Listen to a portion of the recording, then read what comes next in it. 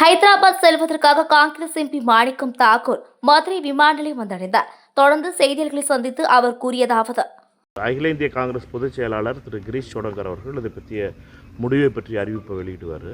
அப்போ இன்னும் கொஞ்சம் நேரத்தில் ஒரு மணி நேரத்துக்குள்ளே திரு கிரீஷ் சோடங்கர் அவர்கள் நேற்று தமிழ்நாடு காங்கிரஸ் கமிட்டியினுடைய அரசியல் விவகார குழு கூட்டம் நேற்று இரவு நைட்டு 10:30 மணியிலிருந்து இரவு 12 மணி வரைக்கும் நடைபெற்றது. 29 உறுப்பினர்கள் அதில் கலந்து கொண்டோம்.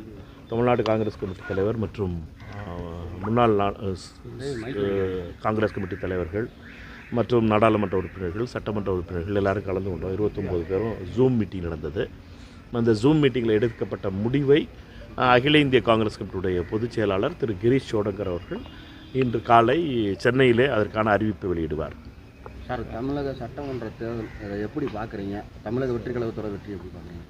இந்த சட்டமன்ற தேர்தல் திமுகவுக்கு அரசுக்கு எதிரான தேர்தலாக இருந்துச்சு. அதனுடைய விளைவாக 15 அமைச்சர்கள் வரை தோல்வியுற்றிருக்கிறார்கள். எங்களை பொறுத்த மட்டும் இந்த கூட்டணி நாங்கள் மதசார்பற்ற கூட்டணி இல்லை, நாங்களெல்லாம் அரசாங்கத்தில் இல்லை. அதனால் நாங்களெல்லாம் இந்த கூட்டணியில் இருந்தோம். பட் அரசாங்கத்திற்கு எதிர்ப்பான வாக்காக பார்க்க வேண்டும்.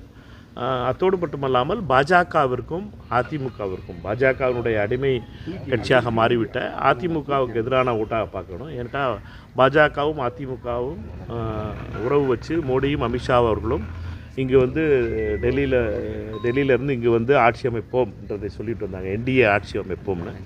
என்டிஏ ஆட்சி அமைக்க அவர்களுடைய இடங்களை கூட குறைச்சிருக்கு. அவர்களுடைய தலைவர் இருக்கார். அதனால் நீங்கள் அதை பற்றி பேசுகிறீங்களே, இது முக்கியமான பல விஷயங்கள் நடந்துகிட்டு இருக்கும்போது நீங்கள் டைவர்ட் பண்ணி விட்றாரு. சரிப்பா. சரிப்பா.